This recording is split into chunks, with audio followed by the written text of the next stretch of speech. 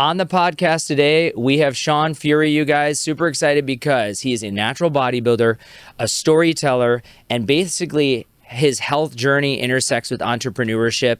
He is developing an app. He has amazing branding that we're going to talk about. And he's just like a fun guy who is really excited about helping other people and just helping tell stories throughout the world about how to succeed. So it's going to be great. We're going to have a great show today, so stay tuned. I'm glad to have you on the podcast. I'm super excited. It's casual out here on the patio. We have a little bit of these hummingbirds, so they may run into you. I don't know.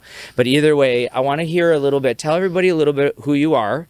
And obviously, if they go to your Instagram, they're going to see you're very fit. You're really into fitness and health. So the world's best natural bodybuilder. That's the brand. Okay, I like that's definitely the brand. So my name is Shaun Fury, and the current storyline that I'm running with and that I have been running with for like the past 2 years is that my trajectory has me finishing this story as the greatest natural bodybuilder of all time. The reason that I committed myself to this whole process is because I took a look at the landscape of social media, and I noticed that whenever it came to a person who had like a really great physique, the comments were accusing that person of taking steroids in order to achieve that physique. Yes, I see that all the time. Yeah, and I would take a look at these physiques and see a comparable or like a relativity to it. And I'd take a look at my physique. I'm like, hey, I got a pretty good physique. And then once I started posting, then I started getting steroid accusations. Of course. And, you know, I kind of developed a little bit of a bone to pick with the fitness industry as a whole, just because it seems that the people who are watching these influencers or these fitness enthusiasts, they don't believe that they're actually achieving their results naturally, which for many, they're not. But there still should be a white knight, so to speak, that represents what you can achieve naturally, and that's why I decided to brand myself as such. I like that a lot. I mean, it's interesting because people that in my opinion, that I've seen that use, let's say, hormone optimization, not even just steroids, just in general, taking a booster or something. Yeah, they work really hard. I mean, I very rarely have seen people that take supplements or hormones and don't dedicate themselves to exercise.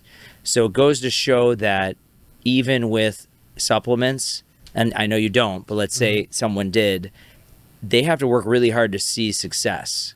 So I personally think it's enhancement. Those people that are saying stuff, I think, is jealousy in general, because they probably can't even achieve that themselves, even if they didn't take that stuff. People don't realize how much you actually have to do to look good. Yeah. You know, and I think it's amazing and commendable that you can look how you do. Cause like, I thought I had big arms, and then I see you, I'm like, wait a second. I'm by Alec all the time. I'm like, yeah, I look really big. No, I'm kidding. No, but then I'm by you, I'm like, I don't know about that. But, no, at one point I was almost 240 pounds, actually. I had a 36-inch waist and over 18 or 19, actually 19-inch arms, I think. But I was I was fat and big. That's when, at the time, I think the education for getting bigger was eat as much as you could. I would drink shakes that were like 2,000 calories. I would have double cheeseburgers after I worked out. And this was a long time ago. Yeah. Well before there was social media that showed like carnivore diets and not preservative, you know, types of food and high protein and all that that's healthy and natural. So I'm curious to see what you think about what I just said about people that take supplements and anabolics to enhance themselves, because they're obviously cheating because they can get the results easier, right? When you work out, your body is going to metabolize better. Right. You're going to use the proteins more. Yeah. But I think that's why I think for you to look the way you do and not do that, it's pretty unbelievable. Thank you, for one. For two, I don't like to villainize people that take steroids or performance enhancing drugs. The only reason that this project and this trajectory is important to me is because I want to enlighten the general public and the next generation, the youth that are going to be coming after me, that I want to let them know that they don't need to take steroids in order to achieve 100%. Great results. I agree. And obviously you could probably educate me further we'll talk on the health stuff in a second. Yeah. But from my perspective, me and the ego that I was born with, and it's definitely, there's an egotism to this, but I've always wanted to see what I'm capable of without the use of external help.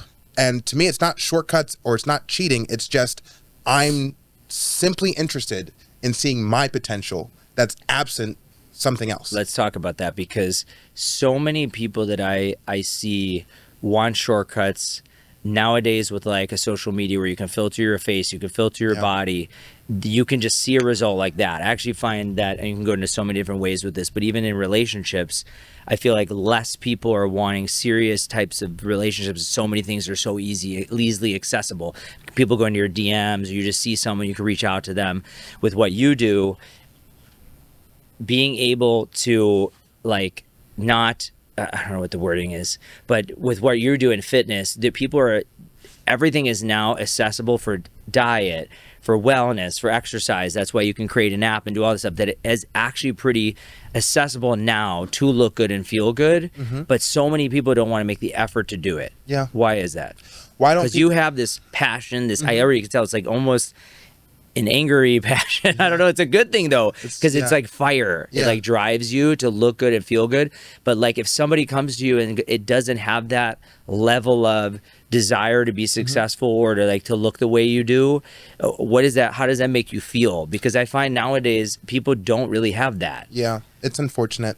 My take or my suspicion is that it's society's fault for conditioning us to be lazy and to seek out convenience. 100%. Now, the thing is, when it comes to the prioritization of health and wellness, that is not a convenient thing. No. Because especially with the way that this society has developed, fast food being around, you know, it's like you walk out the door and you will get to a Wendy's faster than you get to a Whole Foods. You know, and where are their Whole Foods placed in relation to the people who are of affluence, right? Yeah, of course. So it's really designed for a person like, let's say, low socioeconomic class. They are going to be fat unless you are doing everything in your power not to be. Yeah, plus it's so inexpensive to eat unhealthy. Exactly. So much. Exactly. But although I will say some of the most amazing Instagrams I'm seeing right now are the ones of the people following close to like, I don't want to say carnivore necessarily, but I want to say like non-preservative food diets, like, you know, protein, vegetables, fruit, single ingredient, and they put together like what it costs on a wood board or whatever, and it's not that expensive actually. Yeah, and it's less than I feel like than if you actually put the fast food. Yeah, and I'm so grateful for content like that because, for instance, I was at the movie theater the other day with my son, and there was a father with his son, and he's looking at me and he's like, "Hey man, how long you been training for?" And I tell him I've been training since I was 17. Your whole life, yeah, my whole life. And he goes, "You know, it's difficult to really chase the gains because, you know, I live in a Mexican household, so, you know," and I pointed to my son who's half Mexican, and it's like, yeah, I get it. I understand what the diet is like within a Mexican household. My advice to you, if you're looking for it, is you have to be the leader in that household. 100%. You cannot allow the people in your environment to dictate what you're going to put in your mouth. You have to be the person who's like, no, I'm not doing that. And guess what?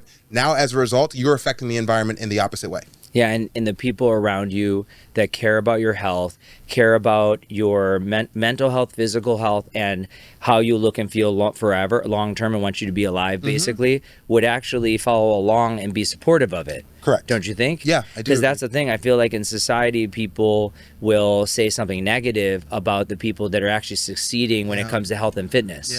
Yeah. Which is crazy. It is. But that's just jealousy. That's just you know, people thinking that it's funny. I was watching, I forgot which girl it was, but I was watching this one girl and she's like, I don't diet ever. She goes, I eat what I want, but it's what Americans consider dieting when it's actually what they should be eating.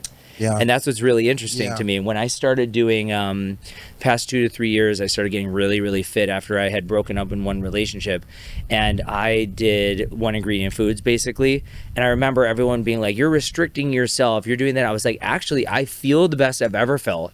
I look the best I ever looked. And I slept the best and had the best growth in my businesses that I was like, I don't need the other stuff that everyone talks about. And if I wanted to, you know, cheat here or there, I'll have what I want. But in general, that's how I eat now too. And I actually like it. Like, and so what do you say to people who, you know, aren't willing to like commit to achieve a goal? Because I can tell like you're very goal oriented. Yeah.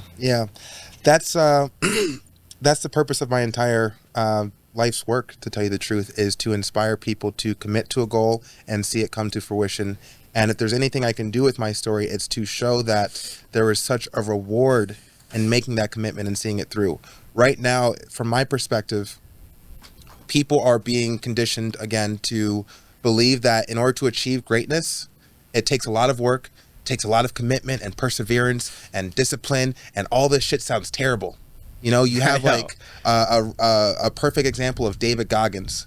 And me personally, when I embarked on this whole personal branding project of being the greatest natural bodybuilder of all time, I understood that I wanted to present myself as the antithesis to David Goggins. Whereas when you see his content, stay hard, life sucks, get with it. I wake up at 4 a.m. in the morning and you know, grit my teeth every freaking hour that I'm awake and shit like that. I wanted to make content that's the opposite of that, where I'm waking up at whatever time I want to wake up, knowing that I'm the greatest of all time, and guess what? This is how I'm going to do it. And you still look as good, if not better, and feel better. Exactly. And the thing is, it's funny, I post quotes, and I feel like you'll see the quotes. They're doing really good, by the way. Okay, Alex said, oh, his reels are doing better. I don't know.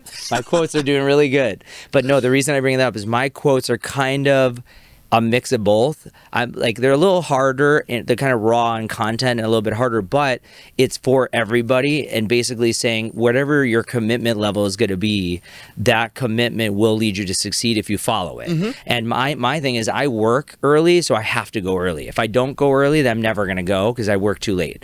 So for me, it's the 4 a.m., right? But then if you look like Mark Wahlberg, for example, he's like, you need to get up at 3. You have to be working out at 4 and 4 times a day or whatever it is, maybe twice. 80% of people off. Away, exactly. So that's what I was saying. I don't think for everybody it needs to be like a military, you know? No. But I kind of live my life that way because I have to be, because of the job that I have. But if you don't, you can do what you're saying, is sleeping into whatever time works for you and staying up to whatever time works for you. It's just being committed to making that a part of your lifestyle. Yes. And that's what that's what I see kind of in you and your content is this is your lifestyle, and your lifestyle is this greatest natural bodybuilder of all time, which I love. But maybe your kind of brand philosophy for your people that you're training is like, they are the greatest of whatever it is that they're trying to achieve by following what you do. Yes, I would say so. And I think the trick is to actually getting people to identify, like, what do they want to be the greatest Yeah, that's at? what I'm curious to see. I'm curious to hear, do you have like really good client stories? Like, do you know about it, like some of these transformational things that you've done for these people? What are they saying you've done for them to inspire them and change them? Right now, I would say the way that I'm currently helping my clients is introducing the concept of simplicity over ease. It is simple to take yourself to the gym 3 times a week and prioritize your health and wellness in that way. I would think so. It is. Yeah, It really is. Yeah. If you just budget your week correctly to allow for 3 hours out of the entire week to go to the gym and train, that's a simple People process. scroll on their iPhone more than that. Exactly. Even I, mine thing says I think I do 4 hours a day not scrolling.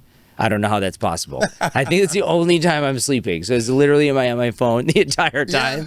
But Americans do, like, people are just so obsessed with all that. Or like right when they get home from work, they want to lay down and watch TV, you know, versus like just going to the gym instead. Yeah, it's.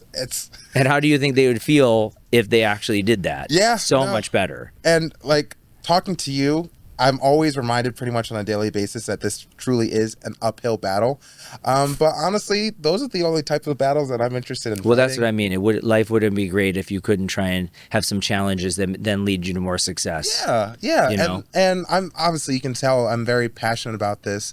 But like, I love it. Yeah, to answer your question, I focus first on introducing simplicity to a person's lifestyle and opening up the world of health and wellness and showing them this can be a simple task. Well, it's funny, you know, eating healthy is actually really easy. Oh, yeah. And nowadays with like, I mean, it'll maybe a little bit more money, but with things like Uber grocery or whatever, is it Uber Eats? I don't know, that sends the groceries or whatever, ordering groceries online and things like that, or even meal delivery services. I don't know if they're good enough yet to the type of diet we're talking about, but if they were, anyone could do that and fit within any budget. Like, I have a friend that started a brand here. It was called, I just had it the other day and I forgot. It's one of the meal deliveries. It's like $4 to $7 a meal. Okay. It's so inexpensive. And I was, he gave me like a chicken cilantro lime thing the other day, and I looked at the ingredients on it. It was grilled chicken, the vegetables, and seasoning. There was nothing else in there. And then there was a little like quinoa or something like that, but I didn't have that part because I don't like it. But I ate the other stuff, and I was like, well, that's literally what you can make at home and probably make it for half the price. Yeah. But for the average person that works, if it's hard, if they literally can't make it, a $4 to $5 meal is way less expensive than anywhere else that they would go. Yeah. You know? Are you familiar with the movie Wall-E? Oh, yeah. I used to love that movie when I was little. It reminded me of an older movie when we were little where this robot was like running down the street. Oh, my God. I forgot the name of it because I feel like it was a remake of that one. Probably Oh, is. it was called Short Circuit. Did you ever see that movie? Yeah, of course. You know that I don't little. think I've seen it, but I definitely. You have to. If you like Wall-E, you got to watch that. It's because not that animated, right? It's live action. No, it was live. That was the old one where like the little robot was going down the street. I'm like, this is literally the updated version looks of just that. like it, too. Wait, so tell me about Wall-E now. So the reason I mention it is because I loved it. You get to the end of the movie and Wall-E gets on the spaceship and he sees all the humans and they're all super obese and they're in like a wheelchair that like kind of. The only thing that they do is move their finger and they get whatever they want. And as a result, their muscles have atrophied, if they have any muscles at this point, and they're just kind of blobs that are just levitating on this holographic chair, right? My fear is that with the advancement of technology and AI and everything going in that progressive direction. And virtual, is that it's almost an inevitability for the human race to actually end up looking like that. I'm looking to combat that as much as I can. Well, especially with AI and tech, it'll be and working from home, it'll be very easy for people to not try and take care of themselves. Exactly. And especially with like Postmates and stuff, you could order like I am literally, you would have hated me when I was overweight. I love fast food. Sure, like so do I. love it. Yeah. Oh my God. Like there's so many days I'm like, I just want to go to McDonald's because I actually like the taste of it. I know. McDonald's too. I know. I don't know why I think we're just ingrained when we're younger to that is good food.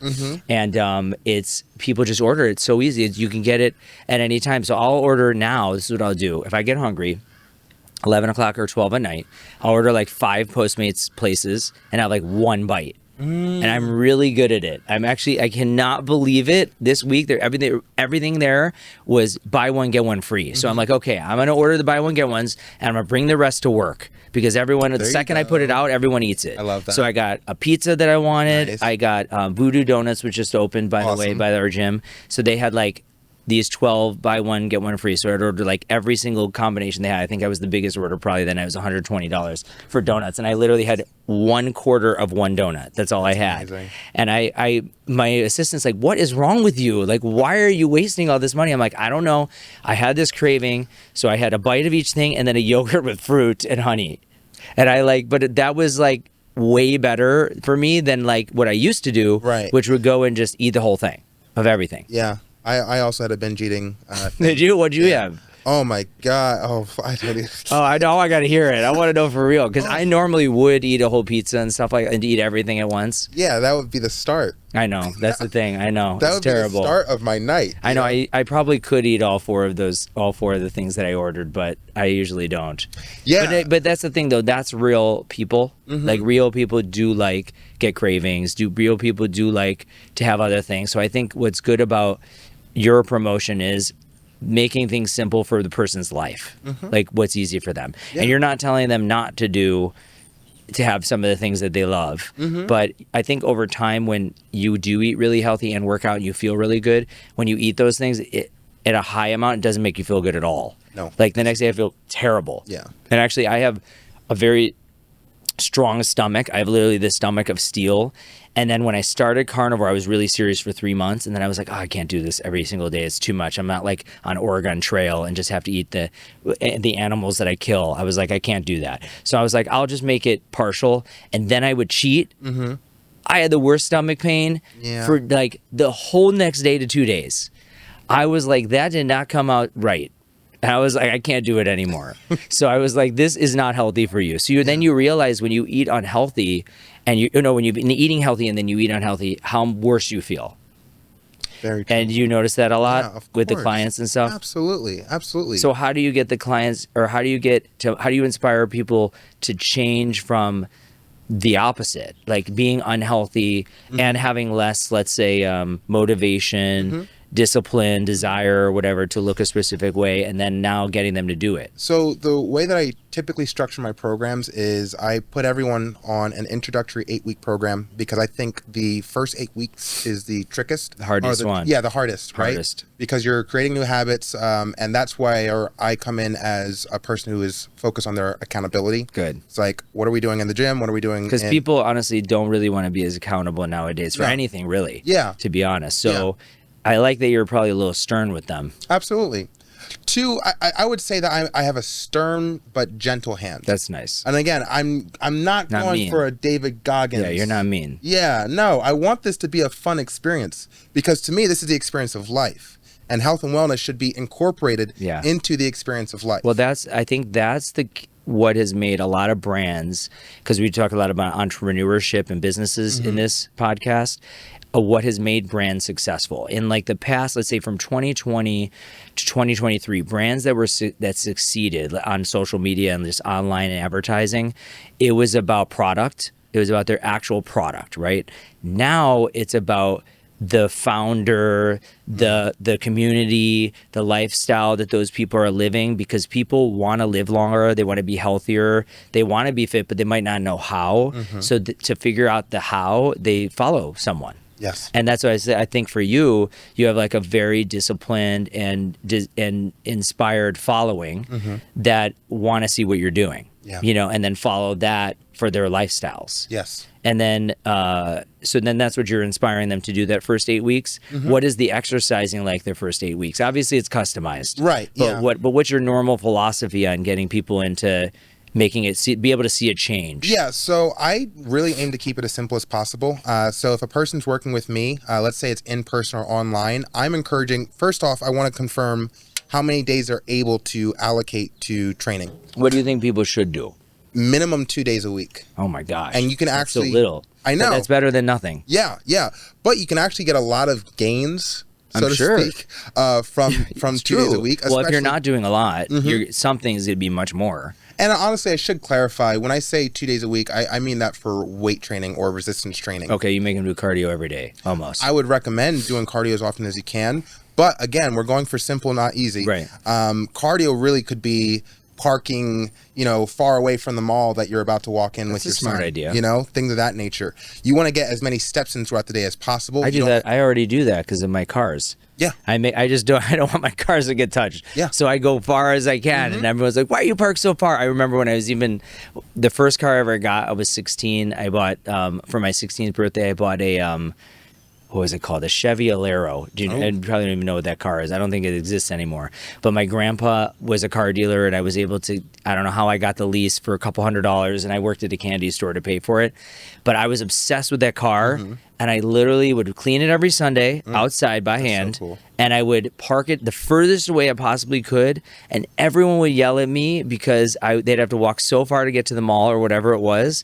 And now I realize that I actually did something, a part of your actual workout routine. There you go. It was. I didn't even realize that I was doing that. Now everyone counts their steps and they do all this stuff. But I guess that makes a difference for somebody that probably isn't used to doing as much exercise. Yes. And to build off of that is you're looking to create habits. So if you're consciously parking further away, that means you're still in the mindset of I'm pursuing a health and wellness journey. If you're taking the steps instead of the escalator or the elevator, you're consciously reminding yourself I am on a health and wellness journey. I do that at work every day now. Yes. I've walked 5 flights of stairs and I'm always out of breath. I used to run up and down stairs. I still am out of breath no matter how often I do that. Yeah. People don't realize that makes a huge. That's why the step mill at the gym is like one of the hardest things to do. I feel like. Yeah. And I'm looking forward to doing that more often because whenever I do cardio, it's typically treadmill, but I want to switch over. That's what I do now here. I'm switching over to Stairmaster for sure.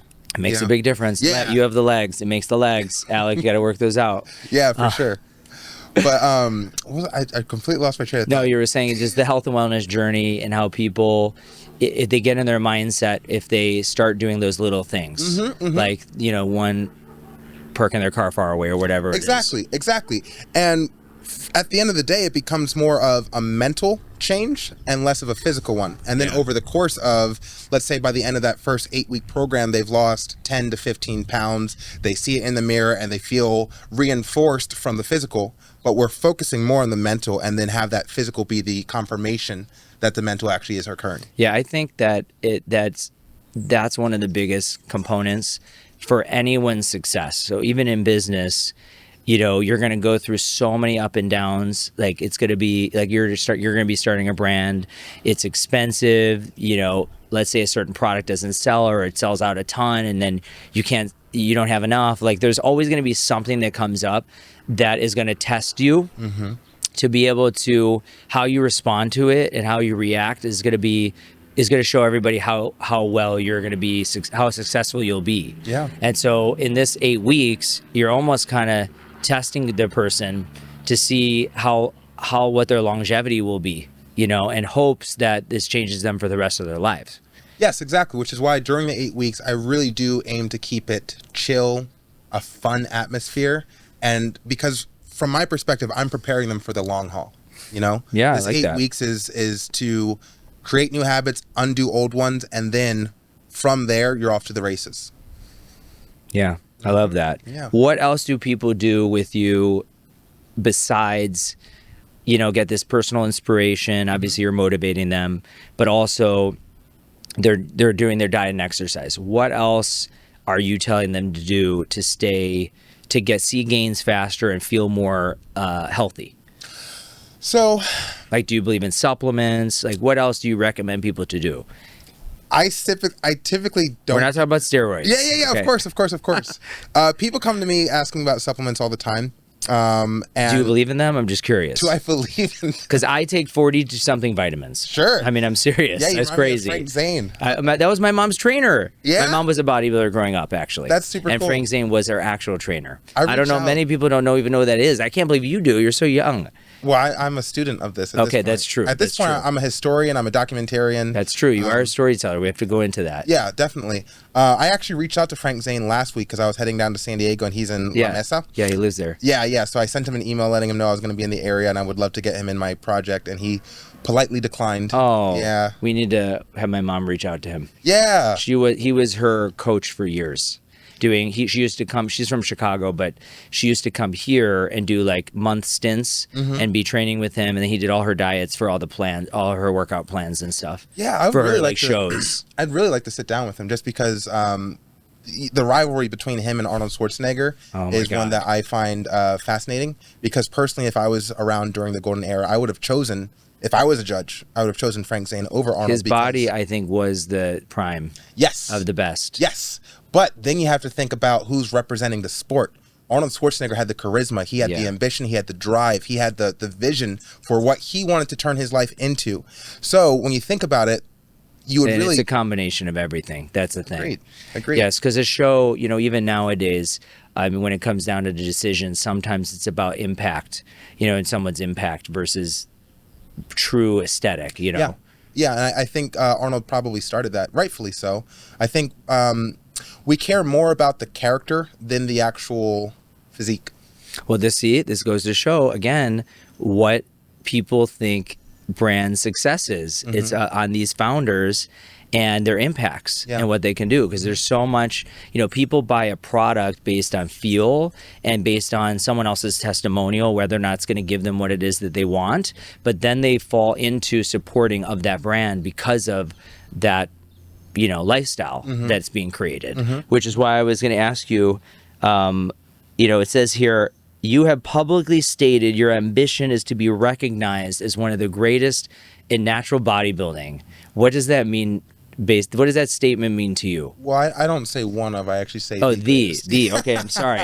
Don't bring it down at any level. Yeah. This is the highest. No, what I mean is, of course, what makes your ambitions the greatest? Well, I honestly, or the most notable. Yeah, of course. Best way to answer that is I saw the market. I saw what natural bodybuilding was before I entered the space, and I saw that there were no champions. Yeah, there are multiple federations, and you have champions within those federations, but there's no face, there's no star of the natural bodybuilding circuit. So I figured, let me do them a favor by inserting myself as the great. de facto star of natural bodybuilding so that I can bring up the entire circuit along with me. I love that. And what has happened since then? We've done 2 shows, and currently I'm in the process of developing a TV show called The Natty King, Nice. where we're looking to crown the first ever Natty King natural bodybuilder and have him identified and recognized as the greatest natural bodybuilder who's currently active. That's amazing. Yeah. I love it. How do you think it's going to go? I think it's going to go well. How do you recruit for that? Okay, so glad that you asked. It's going to be a total of 30 natural bodybuilders, Wow. and the first 15 are going to be handpicked based off of great physiques and great stories. By you? Yes. Okay. Yes. Me Wow. being a producer. And that's actually pretty crazy because you are the greatest. So I know. how are you going to pick 15 others that are supposed to be the greatest are becoming the greatest? Yeah. This is the disciple thing. I know, it's this pretty is cool, not. right? Yeah, it is actually. You know, at some point you have to kind of you have to get the that's young totally blood my to intention, grow, you know, for the record. to build. Yeah. So the way I look at it is, I'm sure you're familiar with UFC to some extent, or Yes. WWE. Mm-hmm. So in a sense, I'm like the Vince McMahon, or Dana Love White is another great Yep. example. Oh, I know Dana White. Only instead of saying I'm the CEO or the founder of this thing, not only am I that person, but I'm also the competitor. So Right. Oh, so you're going to compete in this too? yes. Oh, Yes. that's great. That's got to be a reality show right there. Yeah. That's going to be a good one. Yeah. That's going to exactly. be a Exactly. good one. So I'll put them all on peptides. Okay, add me to it. I will do it all for all. I of like them. the skincare. I like skincare. No, the skincare will be great. Yeah. No, here's the thing about peptides. Let's talk about this a second. Yeah, let's talk about it. Because peptides are not hormones, Right. And so, I'm curious to see if people think peptides is cheating, because you naturally have in your body. Mm-hmm. It's just like taking vitamins. They enhance processes, or they should. Depends on how well they work. They're not really studied, so no one really knows for sure. Right. You just take them because you think that they're good for you, but no one really knows. Right. My big thing, and like to answer the question, we'll tie it all in together. But I have no issue with supplements. I have no issue with steroids. I just don't want a person saying that I did something. Yeah, no, I get it. Yeah. Because they're accusing you because you already naturally have this unbelievable genetics that is now enhanced with So it's working like, out. please don't tell me. But no, I know, I understand what you're saying. I think that a lot of people see someone that's muscular and automatically think that they're on a steroid, and they don't realize that there's genetics involved, there's the diet and exercise, and how hard they work out and the discipline for that. Yes. And that's the thing I think that's being demoted if you accuse Well, somebody that you know. I'm glad that we're talking about this, because one thing I've noticed, people get accused of being a fake natty if you have a great physique, and then the person will get on a platform like this and say, you know what, the people who call me a fake natty don't understand how hard I work in the gym. And again, I am not the person to say that. I don't say that. Instead, I say I was born with destiny. I was born to be the greatest. Yeah. And I take myself to the gym in order to actualize my own destiny. Yeah. But I'm not saying I work harder than the other 90% of the people in the Yeah. gym. That's not the case. I train pretty hard. Yeah, you got genetics too. Yeah. That happens. Am I the hardest trainer, or am I the hardest training person in the gym? Definitely not. Do I train to the level that's required in order to experience growth? Yes. And some people, those people are just jealous because they have to work out harder. Some people have it easier.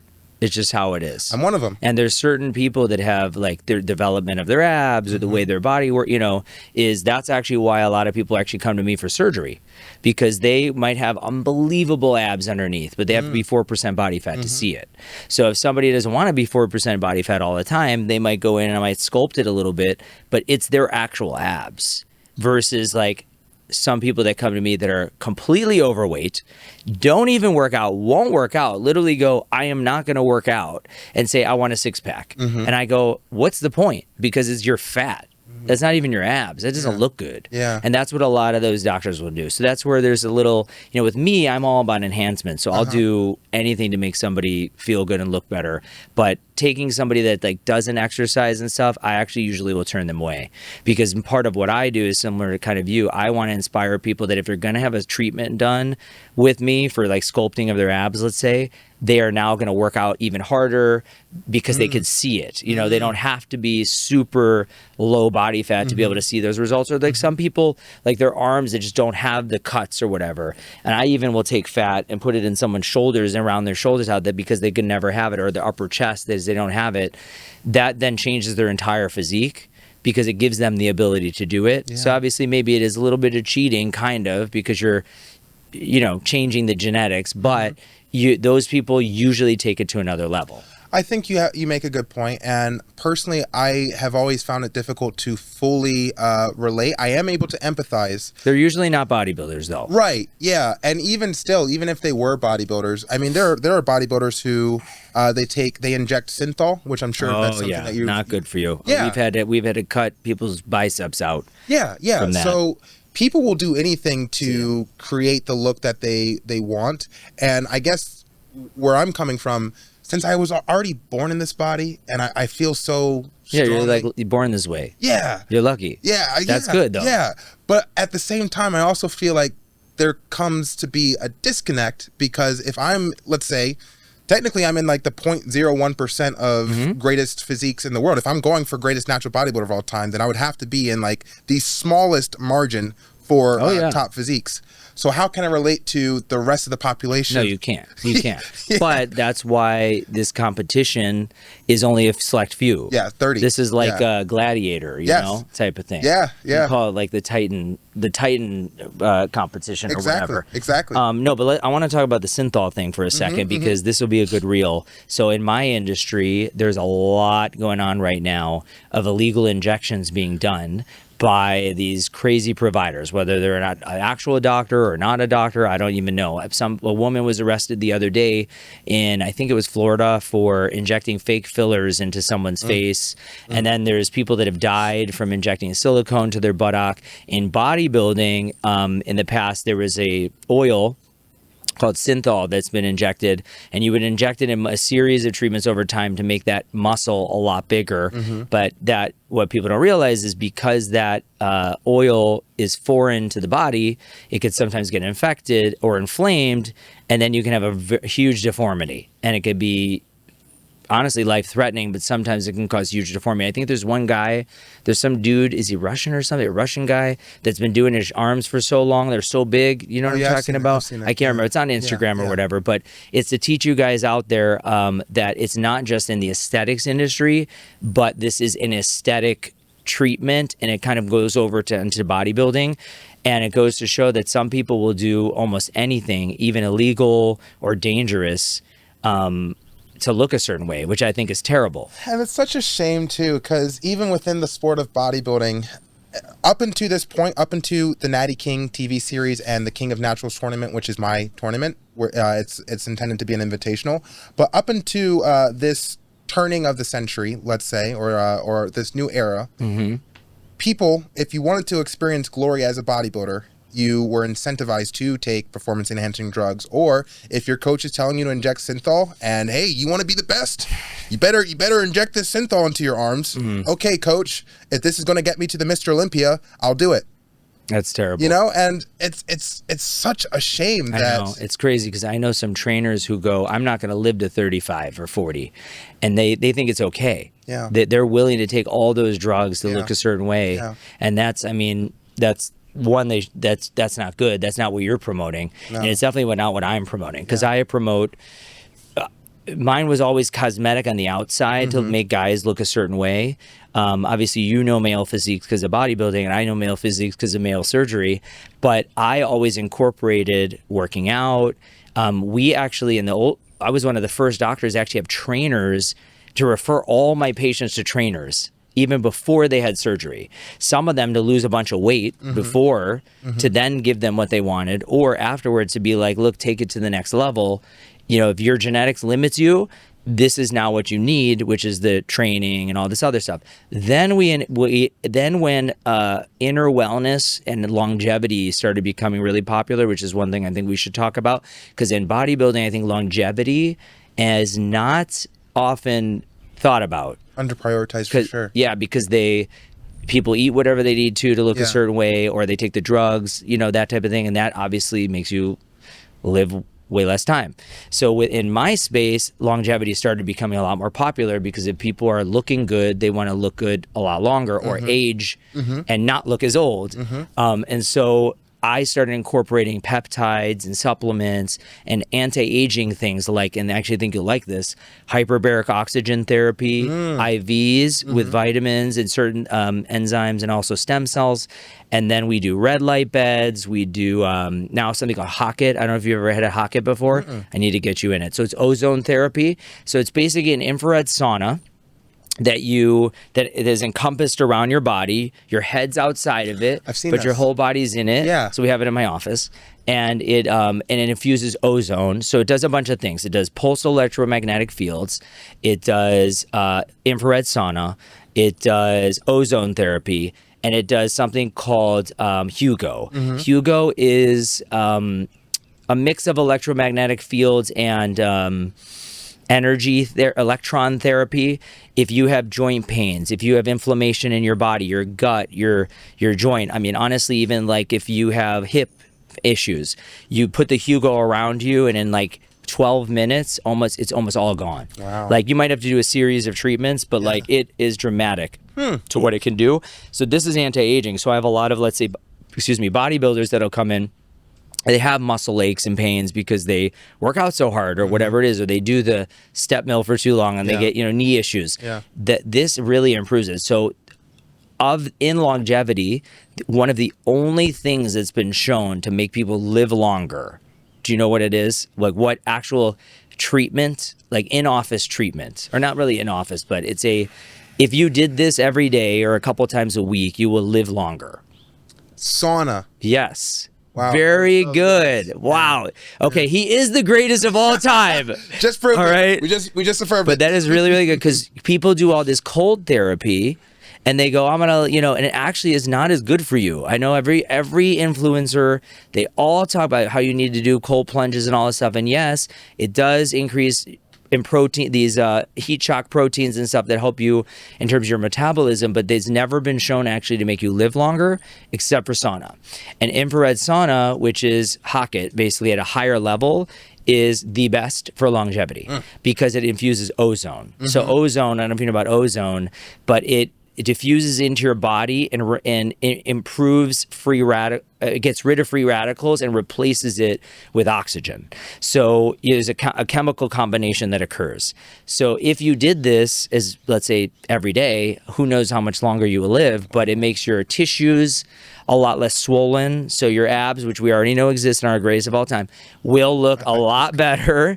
And your joints and stuff like that would be better. So if you had clients, so I was one of the few people in the industry that basically integrated all this. And then Next Health and these other places started coming out. And I feel like society is starting to want to have that a lot more. But in the bodybuilding world, though, these are the people that care the most about how they look, don't care about living longer. I know. Why? It's because it's a great question, and I can't speak for. You take someone right now, the person who was the face of bodybuilding, he just retired, Chris Bumstead. Okay, I know the name, but I gotta see. 5 times Mr. Olympia champion in the classic physique division. Wow. He retired at like age 30, wow. Younger than me.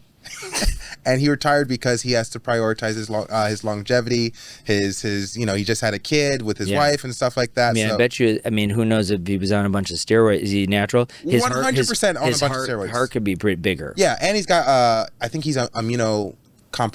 I wonder how. Yeah, he's got some sort of disease. Interesting. Right. So that's the thing. You can get cancer. So on the health side, let's go into like growth hormone and hormonal optimization, or in this case, anabolic steroids. But your body naturally produces certain things. If you give your body externally things you already produce, typically your body stops producing it, right? Yes. So if you give yourself too much of it, then you get conversion over to other things that could be bad for you.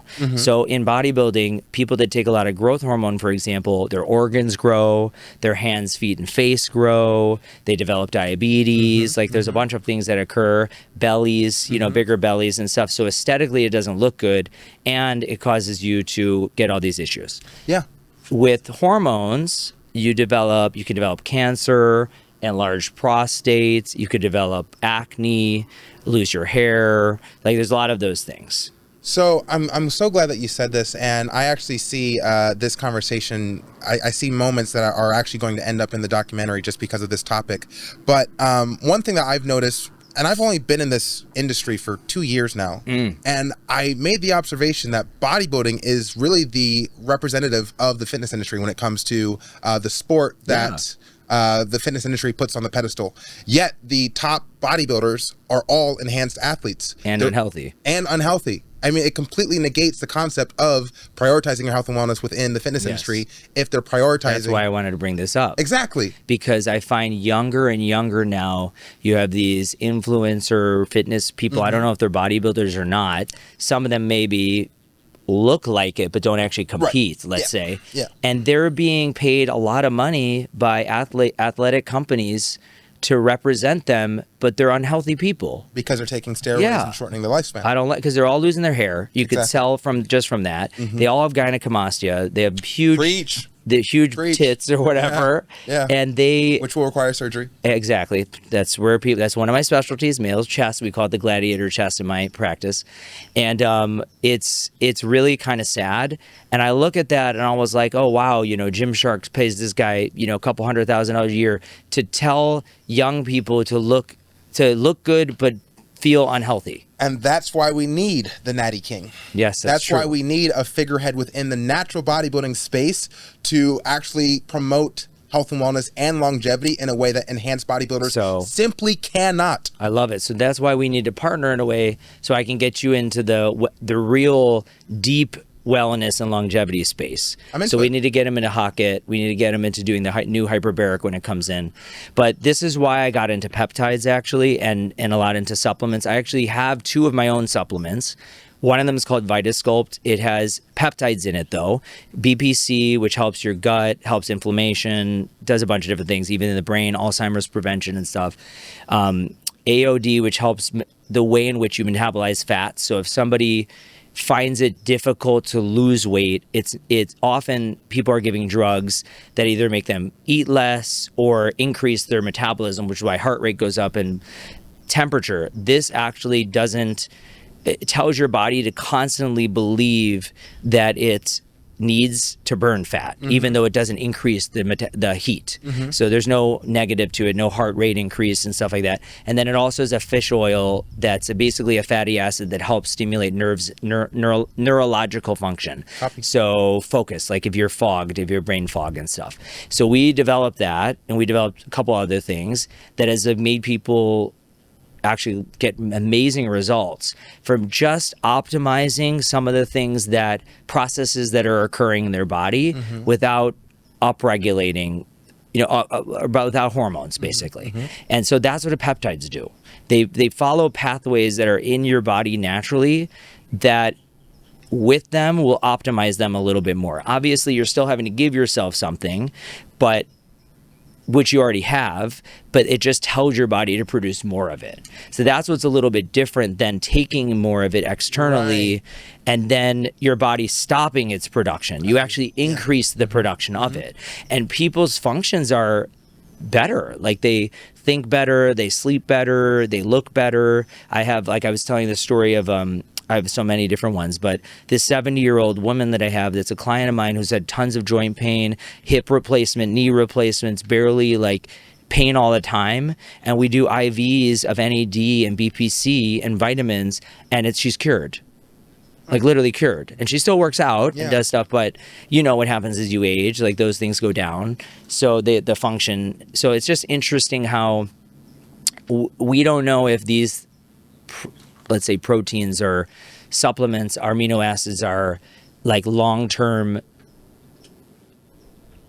have really negative consequences. I mean, they've been studied for probably 15 to 20 years, but so far we've seen almost no side effects with them, unlike steroids and other hormones and other things, that people take to enhance how they look. I like that. And are you familiar with Greg Doucette? He's in the fitness space. No, just tell me. So they we call him the Simon Cowell of the Okay. fitness industry. What does he do? Right now he's a famous YouTuber, but he's had a competitive career. He's been an IFBB pro judge. Oh, wow. And right now, like I said, he's at the top of the food chain when it comes to commentary on what's going on within the fitness industry.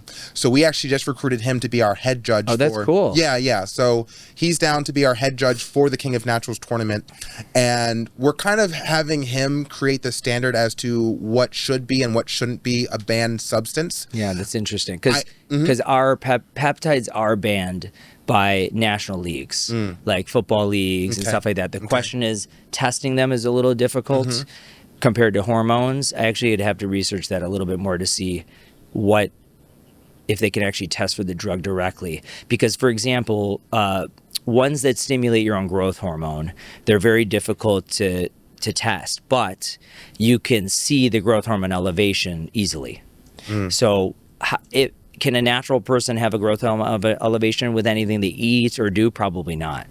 So that's the thing is, like, my patients, when I put them on CJC or tesamorelin, for example, their IGF-1 is like spiked. Yeah, and I think and I'm so happy to be talking to you because I don't fully understand the psychology of wanting to enhance yourself because I have no desire to. Right, because you already look the best. Exactly. I know. But the average person wants to take what they can't achieve and make it even better. That makes sense. You know, so that makes it sense. So like even myself, I'm also a little bit over 10 years older than you. So as you get to 35, you can't look the same. Obviously, look at Arnold now compared to what he looked like before. He looked the best at your age, right? And then it starts to go down because your body's functioning. So I think the majority of people using these are at a point where they're starting to have functional decline from age, and they're trying to prolong it. How do you feel about that Brian Johnson character? Yeah, so him and I are like, we were just talking about this. Him and I are very similar.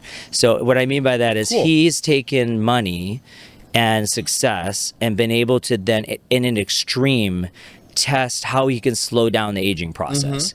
And he does that through all the things that I talk about. The only difference between what him and I do is he's done things that are very expensive that people can't normally afford to see if they are successful. And they actually have been successful. Like, for example, the gene therapy that he went to Honduras to do, it costs like between $25,000 and $50,000 a treatment. He's done it, I think, every 6 months or a couple times a year, and it has slowed down his aging process and how he looks and feels based on pictures and blood tests and stuff. The average person can't do that, right? But he's a great example of using himself as a test dummy to see if you could prevent cancer, slow down aging, look and feel your best as you get older. Yeah. And I pretty much do all those things. Like, I do the exercise that he does, the red light that he does, the cosmetic treatments, although I don't do nearly as much. I've never done an injectable on my face ever, and I actually do the most injections of Botox and filler on the West Coast of any doctor, and for clients, but not on myself. And I do lasers and skincare and stuff. So pretty much he's like the prime example. So I was telling my team, I was like, I should call him out, do a 90-day thing where I literally follow exactly what he does and make a YouTube about it. Because I think he would love it, actually. Of course. Actually. Yeah. But it goes to show that when I started doing this for myself, I have a dramatic change in how I look. And actually, it's on my Instagram, showing over every year that I've done this for 3 years, how much better I look, how much more I've accomplished, how much more I felt. Now, I haven't done as much the blood test that he's done, where it shows how he slowed down his actual aging process. I think that's different than having the genetics to look the best in your field. That's different than what he's doing. He's trying to manipulate time. I appreciate you saying that. He's trying to manipulate time. Yeah. Because if he had the genetics already, he would look the best. He doesn't care about looking the best. He cares about living the longest while trying to look better too. Got it. But his thing is more of his DNA. It's his internal processes. Yeah. That's why I was saying it's interesting in bodybuilding, because in bodybuilding, I think people don't care as much about the longevity. But in people that in the longevity space, honestly, if you look at some of them, they are not good looking, some of them. Actually, I'm like, are you sure you know about longevity? Because you don't look good. You sure your organs look good? Because I don't know. Some of the people that I'm listening to that are scientists and people are like, oh, I take this, peptide or whatever. I'm like, I would love to see those blood tests, because I don't know, it's not reflecting on your skin. But what I mean by that is he's a kind of a reflection of both, which is similar to kind of with me. Yeah. I want both cosmetic and aesthetic and cosmetic and inner wellness. Yeah. So my promotion of my patients are, when they come to see me, they want their skin to look the best, or if they want to be the leanest and most fit because they don't have the genetics that you have, we enhance. And we get them on a pathway that changes in sort of life transformation. So they still have to commit. Yeah. They still have to commit. Like if someone comes to me and says, I have bad scarring on my face or enlarged pores or whatever it is, and I want to treat it, I go, well, then you need to get a facial every month. You got to do skincare every day. And they go, well, I just want one laser. I'm like, that's not how it works. Like you have to be committed to these treatments. Yeah. And so for you, those people have to be committed towards making this a part of their life when it comes to eating and working out. I always say to my clients, casual effort yields casual results. That's good. So, I like that. Yeah. And it's really up to the person. If you want a thing, what are you really willing to do in order to make that Well, that's funny thing? that you said that, because then people go, well, it's expensive. That's what they always say to me. What if someone said, well, that's too time consuming, or well, that's too expensive, or well, that's a lot of work? What do you say to them? You don't want it enough, and you have to find out. You have to determine where your strongest motivation within yourself lies. Is it your family? Is it this dream that you had of yourself that you're not currently seeing in real life? What's the thing that you can wake up with and find just like that, and go to sleep with it, and then it becomes a cycle? Yeah. It's almost like a mantra, and that kind of goes back to Frank Zane as well. When he was competing, he would always kind of put himself into a mantric-like state before he would walk on stage. And I kind of did the same thing with my own journey, where I've only been calling myself the greatest natural bodybuilder for at least, I don't know, like 16 months, something like that. And 16 months later, it's ingrained in me. It's like in my DNA at this point. I didn't know I was the greatest 5 years ago. I didn't even know natural bodybuilding was a thing. I only thought that it was enhanced bodybuilders, which is why I never considered the sport, because I never wanted to be as big as Ronnie Coleman. So once it's huge. Yeah. And to some person, they might think that looks cool. To me, with my aspirations of dominating in Hollywood and being a movie star, I have no desire to ever be the size of Ronnie Coleman. Instead, it's you wouldn't be able to move. Yeah, let's create a physique that is admirable. Let's create a physique that the entire world wants to aspire to look like. Let's focus on that. And then from that, it becomes ingrained in my own identity. That's my core motivation. It's very easy it's very tangible for me. It's funny though how people will, and it's funny, they'll probably do it to you is the same as they do it to me. They'll turn it against you in a way. Like they'll be like, well, that's too difficult, or that's too, like to me, they go, that's too expensive, or that's too expensive, or that's going to be really expensive. Like when I tell them what they need to do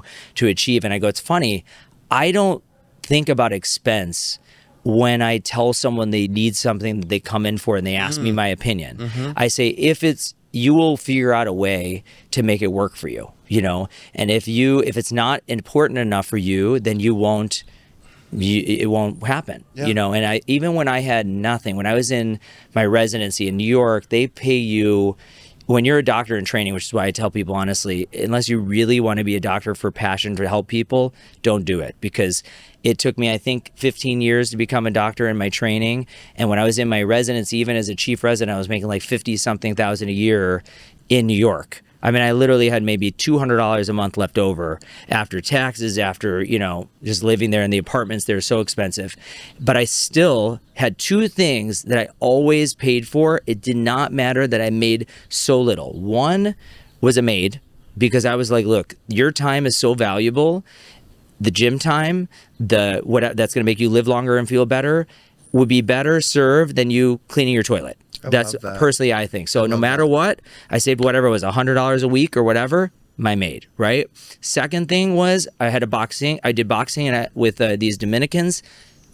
craziest thing ever, and I'll tell you the stories about that. Those boxers are fucking amazing, but they were I had a trainer too. So I had a personal trainer twice a week with these Dominican boxers, and it was whatever it was, $200 a week.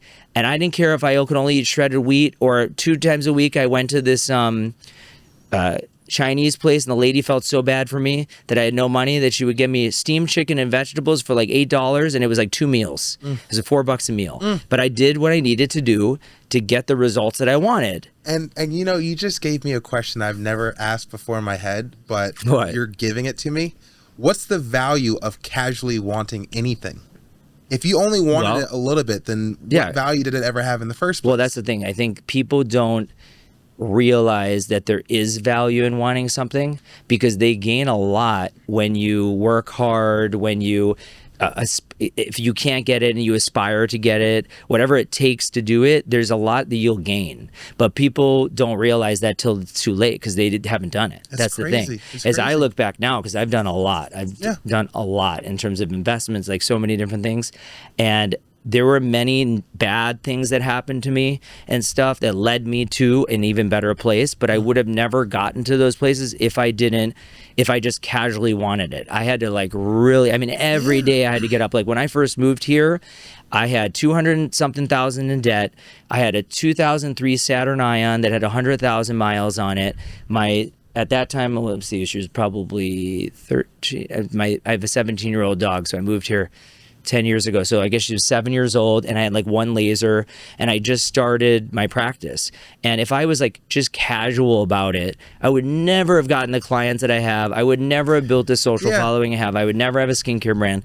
I like literally every day had to pass out cards everywhere I went. I worked super hard. Literally told everybody about what I did. I did social media every single day. At that time, it was very little. It was Snapchat and some stories on Instagram and Facebook. And I would just post every day something. I would just talk. Who knew that 15 years later, everybody, that's all people do now, is literally talk about everything. You're like, do we really need to hear this every day of this stuff you're doing? You know, it's getting annoying at some point. But I was like, you won't be that successful then. But that some people are okay with that though. Like I didn't realize that not everyone's like you or me. And that's hard sometimes. Well, I can't even say that I was much like you 5 years ago, you know?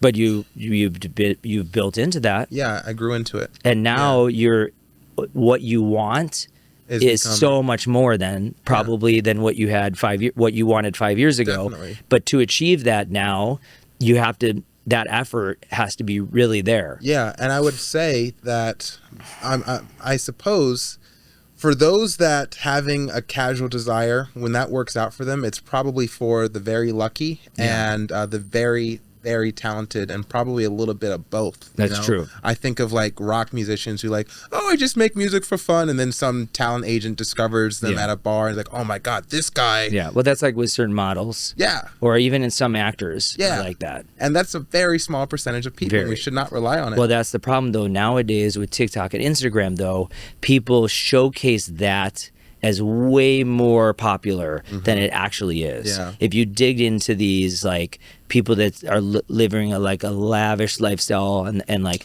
nice cars and planes and all this stuff, 3/4 of them, they don't have any of that. Yeah. Yeah. Or like now I think there was these twin brothers that are now in a Dubai jail. They looked like they had this luxury lifestyle, remember I'm talking about? And now they're like arrested, and like I guess they were all got caught using cocaine and dealing drugs. And it's that whole perception of material wealth being the thing to covet and desire. I mean, I like material things. I love cars. I love cars. I actually own 3 car modification places. That's super cool. Oh, I know. Believe me, it's amazing. No, I love it.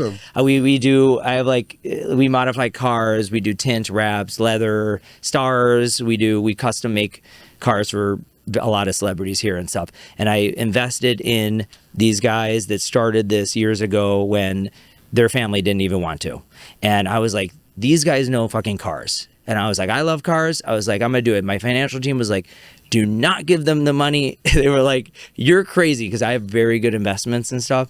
And they're like, this one's not guaranteed because you don't know. And I was like, they had at 22, or I think they were 21 when they presented it to me. They had a, detailed explanation of everything, and it's just skyrocketed. So I love those things, and they're expensive as hell. But, those things make me want to do even better.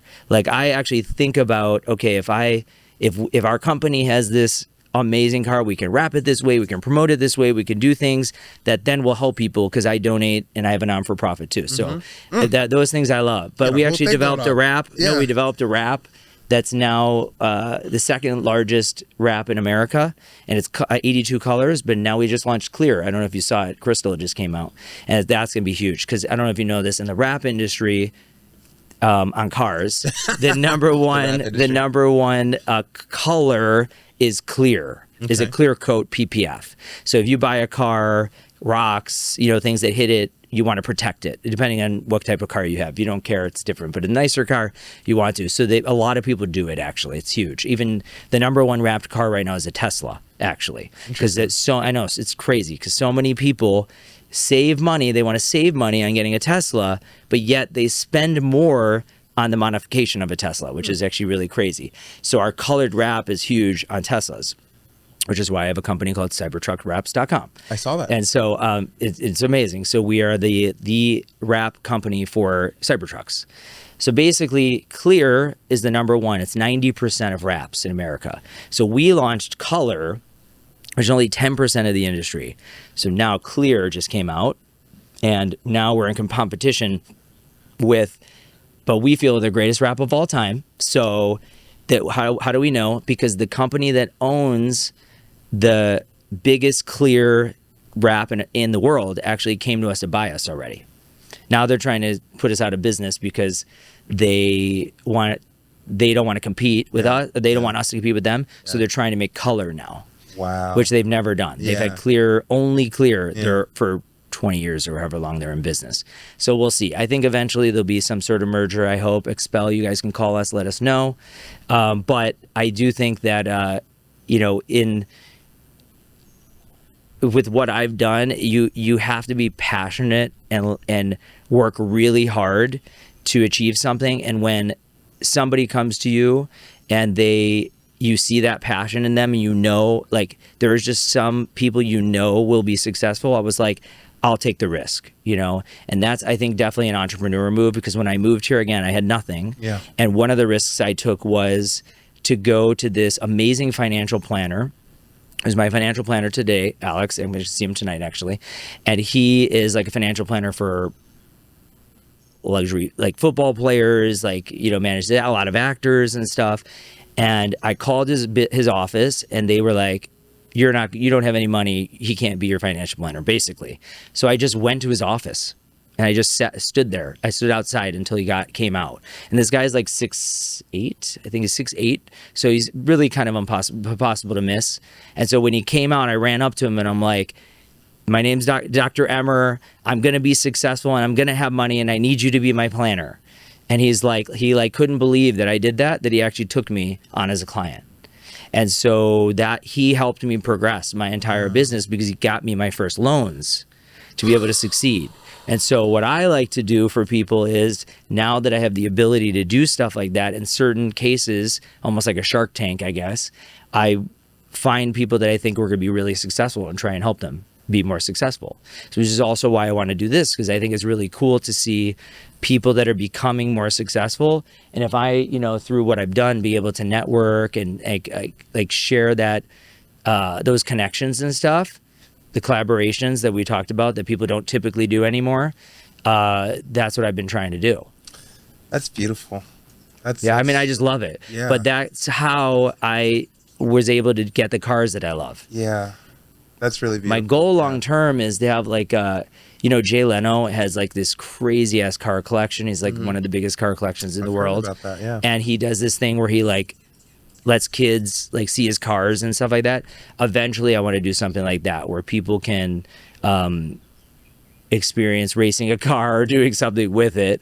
We're using it right now for the wraps because we wrap it, but I just love that's one of the things I love. But I was saying is I don't flaunt having nice cars just because the companies do really well. I do it because I love them. So I think for like these Instagrams where people are posting like having nice cars with their watches and stuff like that and just telling people it's all about money, that's not the purpose that someone should be doing, or I think that someone should be aspiring to. I think their purpose should be, if they're successful, utilizing that success to help more people. Agreed. So with you have your own personal success, but it's already helping people. Yes. So long term, what do you want to do to help people more? You got some pretty good questions. I try to. I try. Long term, I've kind of sectioned it out into tiers. The first tier is elevating natural bodybuilding to the level of enhanced bodybuilding. Honestly, I say that, but I actually wanted to surpass enhanced bodybuilding. Personally, I don't feel that bodybuilding is a mainstream sport in the same way. I don't think it's going to be long-term a sport that people will care as much about. Exactly, which is why I'm looking at it from the angle of a TV show, very similar to WWE. And when I consider what Vince McMahon did with turning WWE product into a universe where whenever you interact with a person of that universe, you are now integrated into it. I want to do the same thing for the stars of my TV show, awesome. The Natty King. And then from there, now we integrate ourselves into the fitness industry. And now everyone's coming into our universe as opposed to us going into theirs. It's awesome. From there, we promote health and wellness at the highest level, showing Natty Kings who are competing for this cash prize value of $1 million and the title of the Natty King. After that's done, I really kind of very similar to what you've talked about is my whole thing, my whole career and my whole arc of a story is about human evolution. So we take natural bodybuilding first, but then after that, we're looking at other people within other industries, let's say music or art, or even we could take a painter and they've got a dream of being a great painter or whatever that vision for themselves is. And we highlight that individual in the same way that we would highlight the natural bodybuilders. Well, that's like what I'm doing with the podcast. I'm grabbing people and all those things. Actually, I don't know if you know this, but I'll show you inside my house. I'm a huge art collector, and I know a lot of like the big artists and stuff. Yes. So to build off, and of I that, love seeing that those people become really successful. And the only like change, I want to create like a new genre of filmmaking because my background is a filmmaker. All right, nice. I've already produced a film, came out last year. I'm an award-winning filmmaker. I've done. What was the film? It's called Skyfly. Nice. Currently on Apple TV, Tubi, etc., YouTube. Tell people really quickly about it. Like, what is it? Skyfly, it's a sports action comedy, very similar to Dodgeball, if you've ever seen. Best movie ever. I actually end up playing the Ben Stiller type antagonist. Oh God, where that's funny. So basically, it's like two competing skydiving drop zones. Oh wow. Me being like the spoiled rich kid, and like I'm just cocky and arrogant. Like I said, very similar to like the Ben Stiller type character in Dodgeball. And I throw a roller hockey tournament to basically clown on the rival skydiving drop zone. And, cool. and that's the movie in a nutshell. So that was my first time co-producing a film, and I got to star in it. And my next project, which is basically establishing a universe within this world, is to promote individuals who have passions and focus on the theme of human evolution across multiple industries. But the thing is, it's how I want to capture it. So like right now, this is in the format of a podcast. What I want to do is I want to still take unscripted content, but film it in a way that's similar to a TV show like Mad Men, which happens to be one of my favorite TV shows. Great. That was one of the best shows on TV. So I'm talking like high-level shot composition, only it's completely unscripted dialogue. Cool. Where we're aware of the cameras, we're aware of the fact that this is being filmed, very similar to reality, only the quality of the shot is that of cinematic. That's great. That's very cool. Yeah, I'm calling it cinematic lifestyle. I love that. That's neat. One of the things I think you could do, and I would totally help you build this, is people that become a part of your like world. I don't know what you want to call it. I don't know, but I think you should come up with something more than that. Okay, yeah. Even, I don't know if it's a galaxy or something bigger. I think universe has got to be even bigger than universe. Maybe it's a word we don't even know yet, but you make up your own word. We need to have a place where everyone can go and be like get everything to be optimized at the highest level. So maybe that's like it's a training center or something that has all the ability for them to become the best person possible. Yes, and that's why I'm using the brand Exceed as an umbrella company. Great. Right? So Exceed right now, We'll have an Exceed headquarters. Yes. Where everyone can go and get their blood tests, they can get their workouts, they can get their food, they Everything. can get their anything they need. One-stop shop. I'll be the medical director, which will be great. Yeah. And then we'll take all these people. But that'd be really, really cool because I think people want that nowadays anyways. A lot of hotels and some luxury brands are now doing that. Like Equinox now has a health hotel. I don't know if you've seen the Equinox hotels, but now in the Equinox hotels, they have these melatonin enhancing sleeping beds. They have these infrared eye covers that you use for REM sleep. That's super cool. They have peptides and supplements that you can buy. I'm not kidding. They have special gyms that are only to be used for that hotel clients, which are a much higher level. So they're all doing stuff based on longevity and like health. Like if you're a traveler and you're jet lagged, like the whole concept, like they have massage therapists that will come to your, they'll have oxygen, IVs and stuff like in your room. So it's like optimizing you to like robotic enhancement levels. So like here's the thought that I have, and this is the question I feel like you're a perfect person to ask this question. At that level of the prioritization of longevity, is health and wellness a privilege / luxury? Well, that's the thing. It is. I think it is, but it shouldn't be. Right. I mean, that's the problem. Is everyone should be able to do some stuff that helps them live longer. The problem is the stuff right now that people do for that costs money. Right. So the question is, at some point, how do we get it to be a level where everyone can do it? I have the solution. What is it? Great storytelling. Let's do it. We insert the prioritization of health and wellness through a great story, and I will be the storyteller. Shaun Fury, greatest of all time. Can't wait. Yeah. And you know what we'll do is we'll also get people that have a lot of money to donate to your Fury Longevity 501(c) that will give people in your community or in this headquarters, the people that actually want to inspire people and live longer, the ability to do these treatments and stuff, and maybe be tested on by Brian Johnson. I don't know. We'll figure something out, but I think it's all incorporated. I think it's definitely in there, and there's a lot that you're doing that I think everybody really wants, which is why I was going to ask, like in this, I said, I can already tell, like you integrate a lot of the storytelling that you do into like your journey, like your fitness and like everything that you're doing. So, I think that's going to be what's going to be really successful for you. Yeah. I think what do you think has led you to be like that over the past couple of years? Like what led you to be more into inspiring people through storytelling and through like this is like higher level thinking here. This is like space. This is like transcendent thoughts here. I'm right there with you. All right. So my first passion was acting. My first passion was actually women. And I kind of got hung up on that passion for way too long. A lot of people do, I feel like, a lot of guys. Yeah, I'm 33 now. I could have started 10 years ago for the record. I got to LA 10 years ago. Wow. Anyway, yeah. So it's okay though. You know, some of the biggest, the most successful entrepreneurs and billionaires, most of them created their $1 billion ideas in their 40s. That makes me feel really nice. So you're in your 30s, you're ahead of the time. Oh yeah, thank you. Hey. So you know. Hey, there you go. But yeah, just to circle back, my first passion outside of women was acting. And, you know, I saw myself like, you know, when I was a kid, people were saying, oh, this is the next Denzel Washington.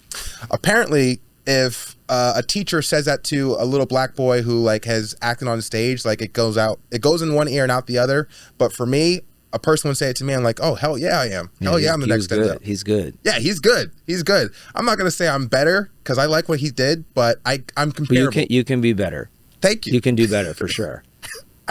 No, listen, you got to aspire to someone and then do better than them. I'm right there with you. And I know that I can do better as a storyteller, for sure. I think he's a great actor. And yeah, no, I'm right there with you. I can do know that if you put his face into a mathematical, symmetrical evaluation of somebody's face, he is one of the few men that have almost the perfect symmetrical face.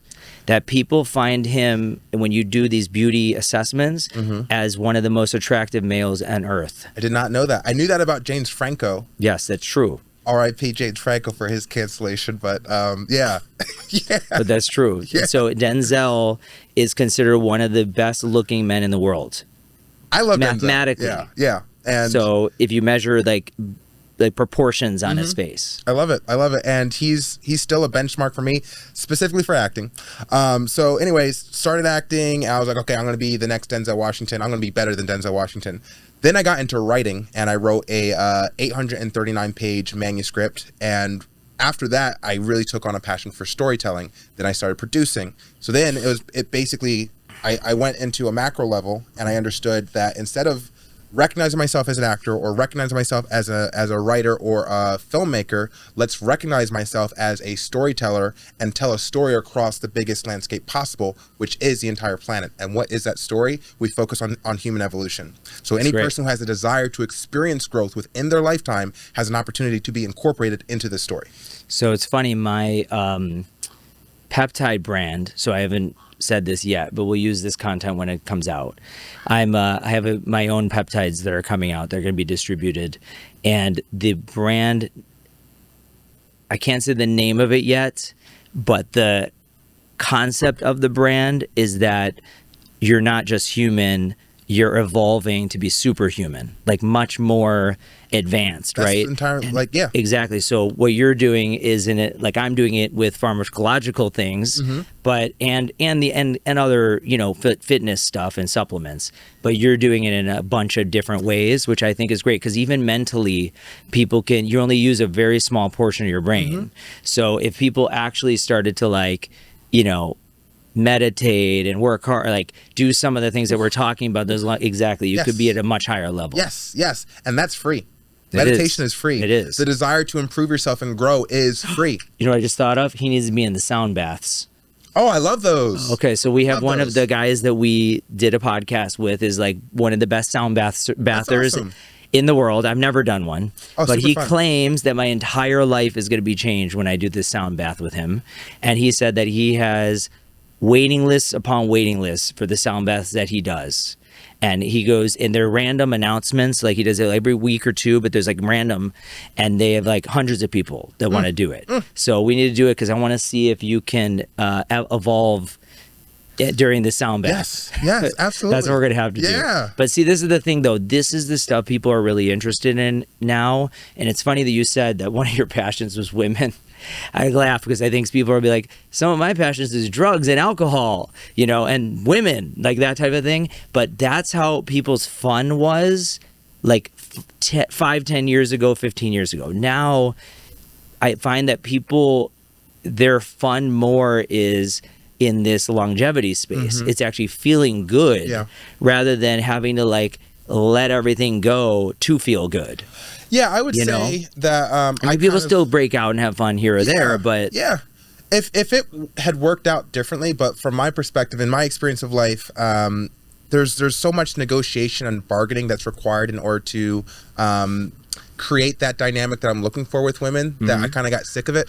Because like I don't want to negotiate. Like I just like if we're attracted to each other, let's hook up. Like why does it have to be all this like give me a baby or something like that? Like, well, that's usually a little too quick. Yeah, that's a little too fast. I think it's crazy. So that's kind of how I became disinterested in that passion. To tell you the truth. Well, that makes sense. It's just it's weird. People are trained. I think women and men are trained that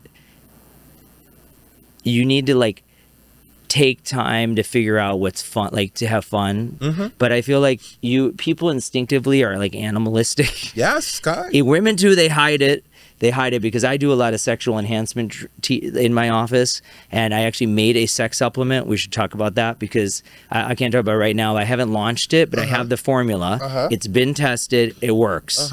But it does give you a little bit of an amp and a little bit of a blood flow. So originally I designed it to be a pre-workout, but then I added a couple things in it, and I was like, you know what? the ingredients in this do pump your blood. You do get, it doesn't increase your heart rate, but you do feel it a little bit. But we added some ingredients that then made people's libido increase. And I was like, that would be a cool pre-workout for people because it has health related benefits. But we never produced it. So I was waiting for the person to be able to make this for, but you might be that person because I'm telling you, part of what you inspire people to be is to be confident in themselves while they're transforming how they think, right? And part of that is when people feel better about themselves, they want to have sex. Yeah. And they want to, you know, enjoy their body and let it out animalistically, you know. So what I mean by that is that women try to hold it back so much more that I feel like if everybody just let go a little bit, the world would be different. And to build on top of that, I truly, through what it is that I am currently passionate about, and this is my life's work, this is my lifetime career, I do see a freer depiction of human nature. Well, that was in the 70s. Yeah. And I feel like that could come back with longevity versus drugs. Yes. Yes. That would be interesting. We're going to revive the 70s with longevity. With longevity and people looking a lot better because they'll have like fades, you know, have nice hair and stuff. Before it was a little raggedy. I don't know. But no, I mean, I kind of think the same thing because there's a lot of nowadays people are like they're a little more free with their sexuality. They're a little more free with how they perceive themselves and others, that like there's just I think people want to live longer to have a lot more experiences. Oh, you're preaching to the choir. You know, you're preaching to and the so choir. That's why I think you could make that change. But this could be a part of that, I don't know, galaxy, I don't know what we're on a yeah. I feel like you're a supernova. I don't know why I'm thinking space here, but there's something. I definitely allow space to be involved in the narrative. Okay. I don't want to exclude, because I'm looking to tell the greatest story of all time. Yeah. All right. So if we're looking at like historical figures, do you use AI or no? Sometimes, yeah. Okay. I need to put him in AI. I'm gonna do it tonight. I'm very good at AI. Okay. By the way. All right. So I'm gonna be like, our good friend is Shaun Fury. This is how he sees himself. This is his perception of the world. Tell me his branding story. You know, build it like this, and I'm going to see what it says. Yeah, yeah. So I use historical figures and fictional characters for my inspiration in order to tell the greatest story of all time. Well, that's actually really good because I do think that in history, there has been some pretty remarkable people that have influenced the shape of where we are. I think, though, now, right at this time, there's not a lot of them. No.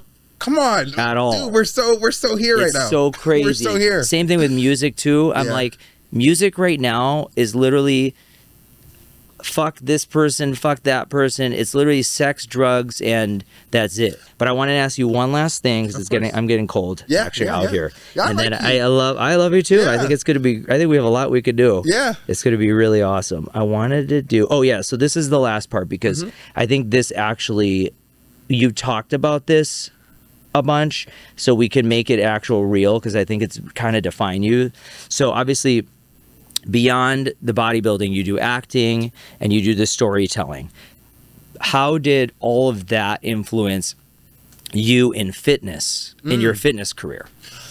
Yeah, okay. So around COVID, during the pandemic lockdown, I gained a bunch of weight. Some people got in shape during the lockdown. Yeah, I'm not one of them. Yeah. What did you do to gain weight? I got fat. Wow. Well, that's maybe how you got more muscular. I don't know. Maybe not. Bulked up. But I had a girlfriend, and you know, I was working from home, so it was a pretty cool year for me. You know, good. Unfortunate for the state of the country and stuff like that, or the state of the world. But we were just kind of ordering Uber Eats, eating whatever we want. Hey, what do you want tonight? You know, and just eating milkshakes and stuff like that. And mind you, I had never discovered nutrition before. Up until age 28, if I wanted to, look whatever good, you want. I ate whatever I wanted. I had a good metabolism. I'm not even going to say it was a great metabolism. It was a good metabolism. And if I wanted to bulk up, I just went to the gym, worked out for 3 weeks, and then, like I said, you got fit. I got the genetics for it, right? Yeah. So during the pandemic, the gyms are closed. So I gained 40 pounds of fat, and I didn't have the opportunity to do anything about it. My metabolism slowed down to a way that I had never experienced before. And then moving into the year of 2021, I don't recognize myself in the mirror anymore, and I can't work out. So it's not even like I could use the solution that I used to do. So my roommate, very smart guy, he put me onto this calorie tracking app called Chronometer. And from then it was life changing. I lost the 40 pounds just from dieting. Wow. Didn't even step foot in the gym, but I lost 40 pounds. And I looked better than I had ever looked before. And I hadn't stepped foot in the gym. Oh my God. So that's when the thought occurred to me, holy shit, if you just did this and added resistance training, you could literally be. Well, no, that's what these carnivore people say. Yeah. I mean, that's literally what the carnivore people say. And it's funny because friends of mine, when I said I was doing it, they thought I was crazy. And then I lost 27 pounds when I did that. And, but it was more of water weight. And like, I looked the same size, but I looked way more defined. And it was the best I ever looked too. Oh, yeah. And I still worked out the same, if not a little bit better, but it was just that change of that diet. But it's also, I think that you had eaten so much processed foods, like that's the thing, and probably really high caloric foods. Oh yeah. That when you switched over to the calorie tracking, was it like really high quality foods, like just all one single ingredient? Yes, single ingredient is the way to go. Period. If you want to prioritize health and wellness and longevity and nutrition and getting in shape, single ingredient food is the way to go. There we go. Focus on your macros: protein, carbohydrates, and fats. What are you doing for protein? Chicken, fish, beef, steak. Beans are complex carbs. For carbs, you go with whole grains, potatoes, rice, call it a day. Fats, avocado, and peanut butter. Yeah, I agree. You know? And that's the thing, like I even now, and I'm pretty ripped on my stomach. I have like when I'm like really craving a dessert, I do like dates with peanut butter. And a little bit of honey. Yeah. That's perfect. Or what are they, cow nibs? Yeah. Or whatever those are. 3 ingredients. Yeah, and that's the thing. It's all just like anything that's not chemically done. So then how did that lead? So you did that. Yes. And then was the storytelling part to the fitness? I lost the 40 pounds at the beginning of 2021. I saw a great physique, and then I had the thought, man, I could have a really like top of the food chain physique if I added nutrition with training. And that's when I hopped on social media and I started paying attention to the narrative that if you have a great physique, you took steroids in order to get it. And then I started developing a story. Okay, I'm going to insert myself in the fitness industry as the greatest natural bodybuilder of all time and raise the natural bodybuilding circuit through this storyline and actually have it surpass the enhanced side. So that's how it turned into a story. And is there merch yet? We're currently working on it. What is the merch going to be? Yes. This new brand? Or? Yeah, the merch is going to be, I'm seeing 2 different avenues. The first one is Exceed, and that's intended to be the umbrella company, which extends beyond natural bodybuilding. You know, it goes into, again, the focus you is have all the branches. It's great. And then the second one would be Natty King content. So that's stuff that promotes the TV show and the finalized King of Naturals tournament. Awesome. Yeah. All right. Well, that was great. Tell everybody how to find you. Shaun Fury at pretty much all social medias. I'm very easy to remember. It's SHAUN, kind of like Shaun Alexander, or Shaun White, the Olympic athlete. And then Fury, like Fist of Fury, going down in history as the greatest of all time. And one of my favorite iconic figures is Bruce Lee. Oh, I love Bruce Lee. Yeah. Oh my God, I could talk about it. I did Taekwondo when I was younger. I can tell you guys, of all the people we have interviewed so far, and I know a lot of people too, not just interviewed, but the most confident and the most forward-thinking I've ever met. So you're going to love what you hear on this podcast with Shaun Fury. But definitely check him out because there's huge things I see coming for his future. Take care.